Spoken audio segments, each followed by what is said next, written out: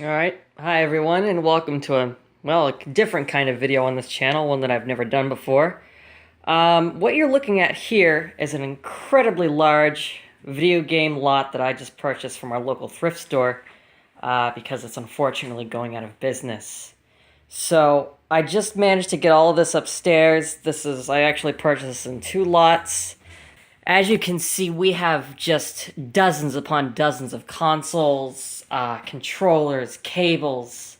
Some of them are brand new in box, some of them are in poor condition, some of them are in great condition. It's really just a mixture of probably years and years of surplus that this store had acquired and is now trying to liquidate due to the fact that they're closing. But I haven't even gotten a good chance to look most of this myself, but I do know that there are some more interesting pieces right here.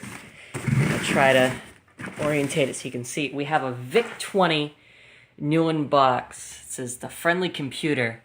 The personal color computer with arcade game excitement. Now, this is really kind of based off of, I think it predates the Commodore 64, or it might be after. I honestly don't know. I know it's made by Commodore.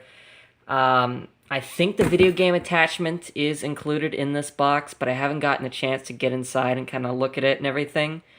But this is well before my time. You can kind of see the older keyboard style layout in there and stuff. It's incredible that it still has the box attached to it. And the box is actually in quite good shape as well. Try to keep the camera orientated here. But as you can see, look at the age of the TV just on the advertisements. It looks like we've got Space Invaders off to the left. Let's see. Interesting. So, we come back over here. We've just, again, got dozens upon dozens of consoles. Right here, we've got a Sega Saturn. It's kind of dirty, but you kind of make out the logo. Sega Saturn. Over here, we've got a Genesis. We've got a PS1 Mini. That's kind of interesting. I like that. That was at the end of the PS1's life. Sony decided if they made it smaller, it might sell better, but I don't think that ever really caught on. I don't see a lot of those around. We've got a Dreamcast right here.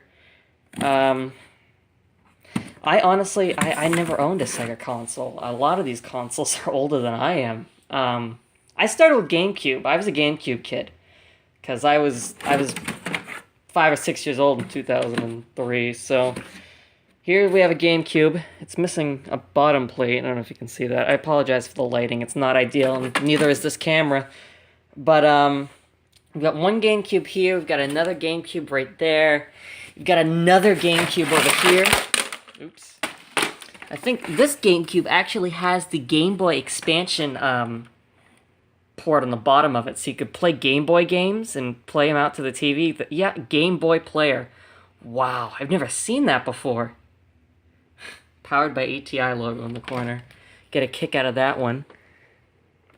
It's got a sticker on the top. It looks like an old GameStop or maybe even a movie gallery sticker. Looks to be in pretty decent shape. I can see let's see, look over here. We've got 1, 2, 3, 4, 5... maybe 6 different PlayStation 1 systems. That's a portable DVD player right there.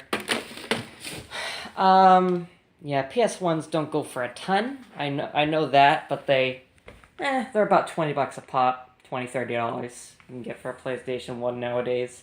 They're actually starting to come up in price. A few years ago, you could buy one for $5, but I think the nostalgia hit at some point.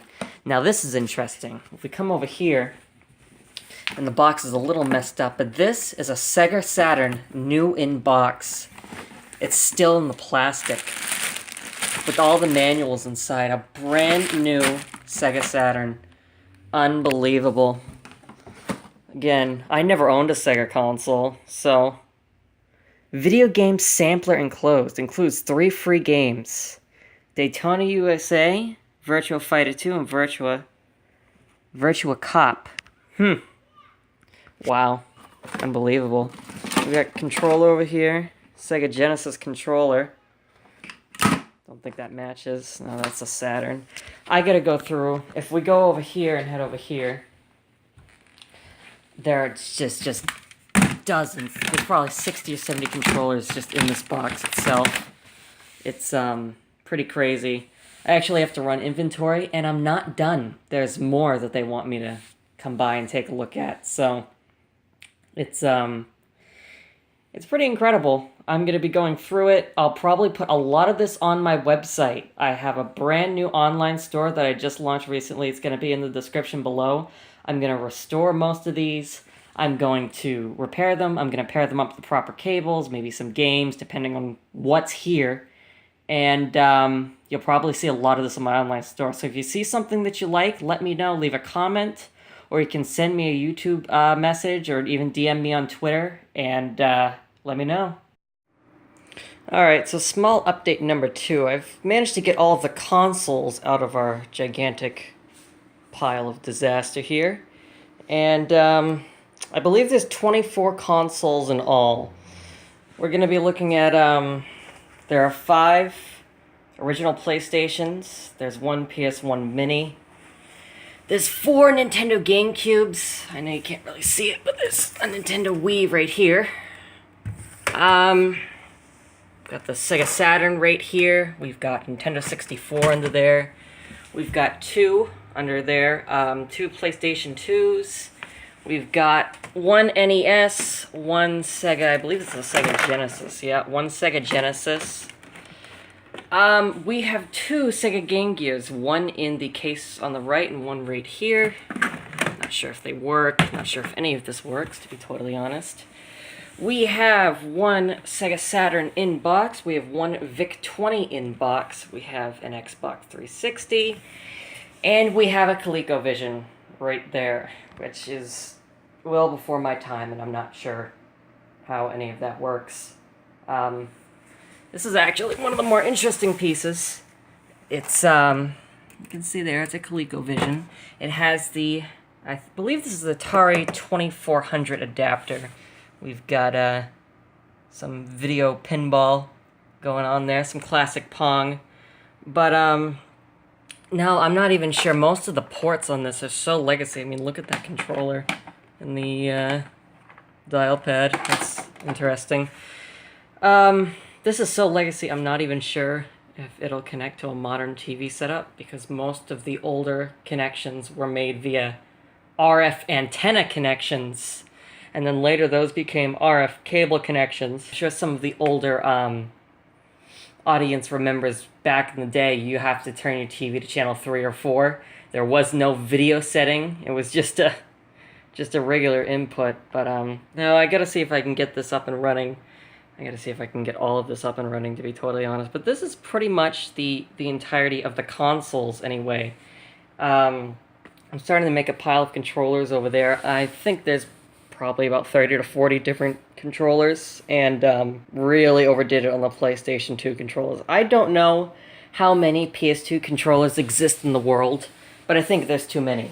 Here, I'm going to reach my hand into this random box. Let's see, did I pull out a PS2 controller? Oh, look! It's a PlayStation 2 controller. They're everywhere. Oh, this is kind of interesting. I don't think this counts as a console. Maybe it does, but it's an original Simon Says game from 1978. I thought that was interesting. So I picked that up as well. Alright, now begins the process of I'm going to still have to go through. I'm going to see if I can match all the cords, all the video cords. That's really the hardest part about this, is going through the monstrous amount of cables and trying to find the matching power bricks, power cords, video adapters, and that sort of thing. Controllers. Then you got to verify if they work, and then if they don't work, do they need parts, or do they need cleaning, or what have you. So it's probably going to be the end for part 1. I'm going to go through the processes. Maybe I'll do individual videos on some of these rarer consoles and see if we can't get them up and running. As always, stay tuned. Again, I'm going to put the description for my store down below. And thank you very much for watching.